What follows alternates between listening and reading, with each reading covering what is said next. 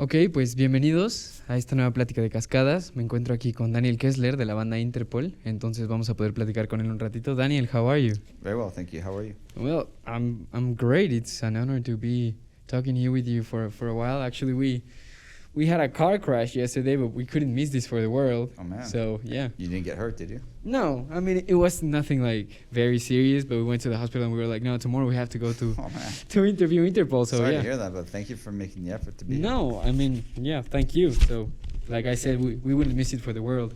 So, let's talk a little bit about your new album, The Other Side of Make Believe. I do feel that it's kind of a more light-sounded album in music-wise. You know, like from your past work, I feel that it's more intimate. It can be a little bit more mellow. So, what can you tell me about that?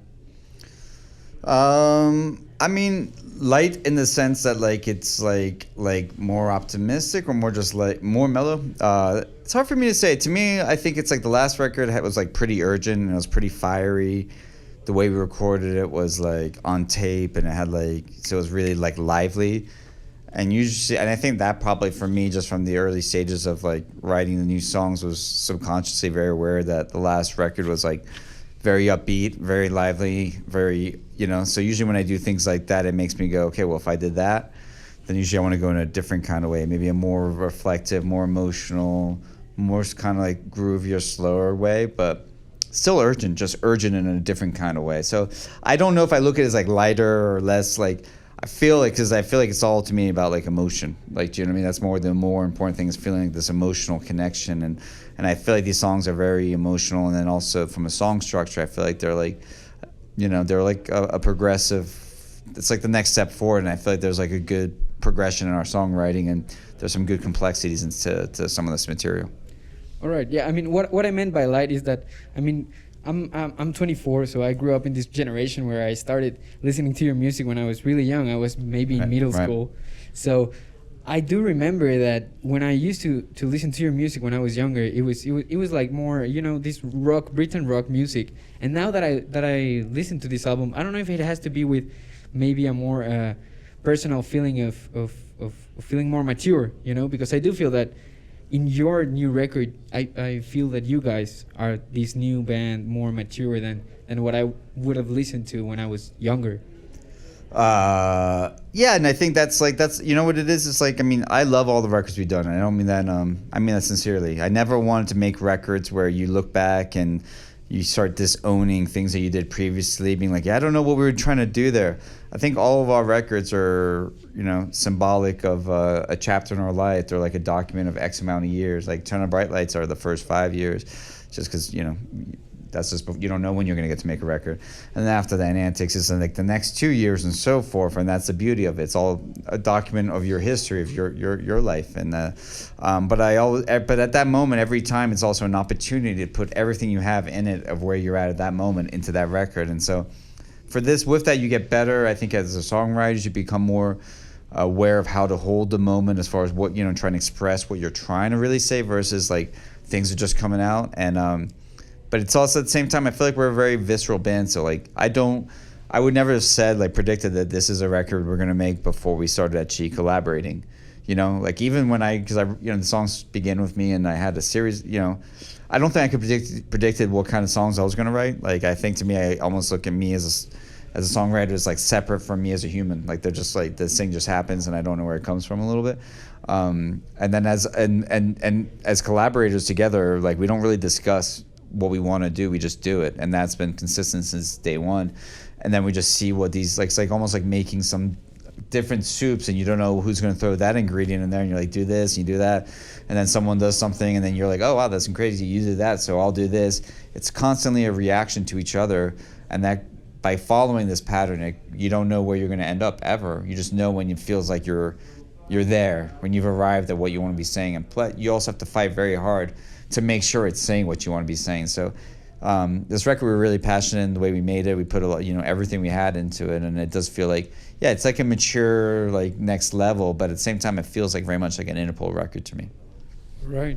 Yeah, I mean, I do feel that it has the same essence, and you guys will always have the same essence. Yeah, the sensibility, we are who we are just as humans, right? Right. And I know that you like The Clash. that you grew up listening a lot to the Clash, London Calling. So what do you think that young Daniel Kessler that was listening to the Clash would think of the other side of Make Believe? That's I mean, the thing is, even when I listened to the Clash, I listened always to like 1,000 other things. Like, you know, at the same time I was listening to Clash, you know, I discovered them when I was like 13. At the same time, it was just right when I moved, soon after I moved to America from England, France, and I moved to Washington, D.C., yeah, so I got really into American hardcore, like underground, like, you know, really, you know, just whatever, like, and there's like a whole world of that in different ways, so, you know, and then also maybe things a little bit more, and I think it was the early stages of me discovering it's like some reggae, so it's a little bit all like, again, the mixing pot and just being openness, like that's the thing. I think if the young Daniel Kessler listening, who still loves the Clash, or certain Clash songs that still kill me, I think he'd actually like connect with the other side of Make Believe. He certainly would connect with like Interpol music, you know, and there's yeah, I don't know if there's like a Clash sound to it, but I feel like, yeah, I think that person, that same guy who was also open to so many other kinds of music and just wanted to discover music and, you know, was like on a musical journey, would be into this one. All right. Yeah, maybe it doesn't have a Clash kind of sound, but it does have a younger Daniel Kessler kind of sound, and maybe it will always be like that, you know? Maybe. And also the cool thing about the Clash is like they were so open. If you listen to Clash, yeah, they have elements of punk rock, they have elements of like just like almost like rockabilly, but then they also have like deep like dub reggae vibes in their songs, you know what I mean? It's like very much like the Guns and Brixton and things like that you're like, if they're so open and they're not like drawing lines about what kind of band they are, but they're just doing what they want to do while, you know, when they want to do it, and everything's okay, that's just what's happening, then that to me is like so inspiring and so, you know, encouraging, just to be open, to like not worry about what kind of category you should be, you know, just be always on a musical journey of like influence. Of course. Well, I know that you, Sam and Paul, the band, that you guys have spent a lot of time in Mexico. So, and I do know also that you like restaurants, that you have a bunch of friends that own restaurants and that you really enjoy a good meal. So, which would be your favorite restaurant in Mexico City? That's so hard. There's so many wonderful, wonderful restaurants, and I don't want to tell anyone. All right. Yeah, these are like I don't want to go there. Yeah, that is true. These are like my little secrets and little spots, and you know, and some of them are like very well obviously celebrated, known restaurants. But then you never know when you'll find like something new or something that's just like simple but just does it right and just makes you feel like, you know, soulful and good and appreciative. And then there's certain restaurants that maybe a little bit, it's like a little bit more, it's actually not to do like more things that are more complicated. It's just more, sometimes you'll be in a restaurant and you'll be having a dish and you'll be tasting like an ingredient that you just never had before because it's indigenous to this country, and it's like mind-blowing. And it's also just like it's not even easy to sort of analyze, but your brain is sort of trying to figure it out and like trying to understand what you're eating.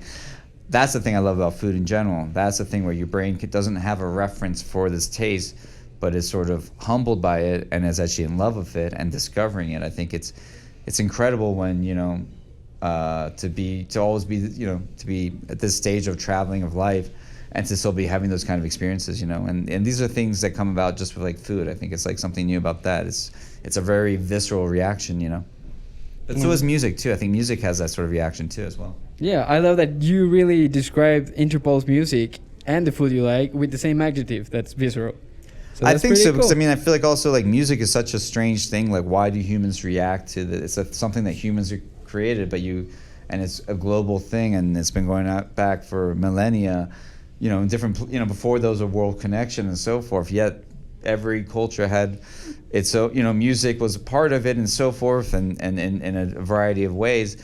And why do humans connect to this? Why is it like, what is it about music? Why, you know, it's such an incredible thing, but now we're more aware of it and so forth. We still can't analyze and understand what that is, but we do know that it's a visceral thing, and it can start when you're a teenager, a young person, but there's things that emotionally connect with you that just open you up, you know, and make you feel like less alone or more like loved or what have you, or more powerful or passionate. But it's like, what is that? Like, you know, film I love. Film is a huge influence on me, but it's a different thing, you know, it's a different connecting point, you know, it's like a different visceral experience. But music is like primal almost, you know? All right, yeah. So I think all of us, we want to know what are you listening to right now, right? So I would like to plant this scene, this situation where you are maybe in Naoshima, Japan, that I know that you really like that city for the museum. Good research. Yeah, I do my homework. And you're maybe enjoying a glass of Napo Castle, you know, maybe some Irish whiskey. Very good again. Yeah. So you're sitting down in a restaurant in Naoshima, and what are you listening to in your headphones? I mean, if I was in that setting, for instance, I'd probably be listening to some like pretty like ambient sort of experimental kind of stuff, you know. Yeah, not too rock heavy, not too busy, more things that are not clouding the experience, more things that are supposed to be enhancing the experience of what you're seeing, experiencing, and being in the moment, and being, you know, simplifying your life, you know. I don't know. I'd have to look at my phone. You're making me look at my phone. All right. Which is like a thing. I don't know. I'm like really bad when we put on the spot as far as figuring out like what I'm like listening to and so forth right now. But yeah, I'm gonna be vague on that one maybe. All right. So you know, the world is, I don't mean to be a negative person, but the world is kind of, it feels like it's coming to the beginning of its end, you know, with the pandemic, with all the things that are happening.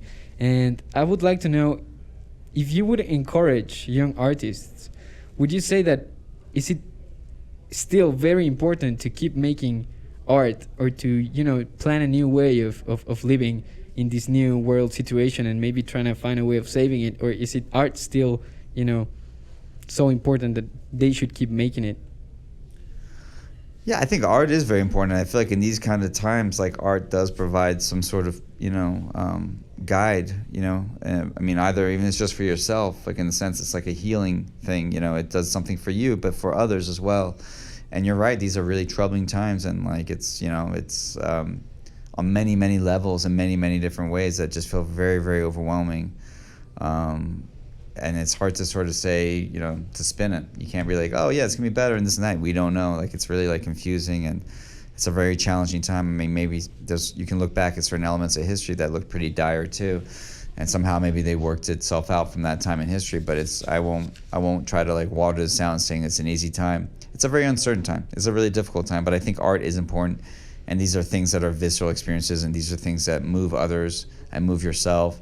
And I think that has like a purpose to it. I mean, 'cause I don't know what the alternative is, you know. And I think also so I think that just exists. And then on the flip side, I would say it's just like good to be it's a good time to be alert. It's a good time to be informed.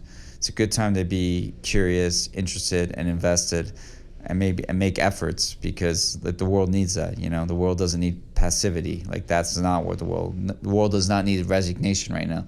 The world needs, like, you know, activation, and that's the best thing we can do. And then also just really seeking out the truth as best, whatever that is. But as, you know, trying to be open, being more curious right now is, I think, a better thing than being like, you know, resigning. I think it's just, that's not winning. And I think trying to be like sort of active and open and curious is a good time to be that way. All right. And if Daniel Kessler wouldn't ended up being a musician, what do you think you'd be? I don't know. You know, music was, you know, always like the one thing that made sense to me as, like, you know, as a kid. And so, but I never thought I'd get to play music so I decided to work at record labels, because it was like, well, if I can't play music, which there's a great chance I'll never be able to play music because the odds are against you to play music, at least I want to wake up and like work at a record label that I like, with music that I like, that I can be passionate about. So if I wasn't doing that, I'd be playing music. I mean, I'd be working at a record label probably, or doing something with music from the background of it, because yeah, it makes sense. It made sense to me. It's what made me, you know, didn't want to just go get a job and try to earn money. That wasn't what would, you know, my life is precious to me. So I want to, if I have to go work and give my time to someone else, at least I want to be doing something that I'm passionate about, talking about, working for. All right. Well, thank you so much for your time, Daniel. It was a pleasure to talk to you. Likewise. Thank you. Thanks for the questions. They were great. All right, thank you. Bueno, pues muchísimas gracias por acompañarnos en este nuevo episodio de Cascadas. Estoy aquí con Daniel Kessler, guitarrista de Interpol. Muchas gracias y nos vemos a la próxima.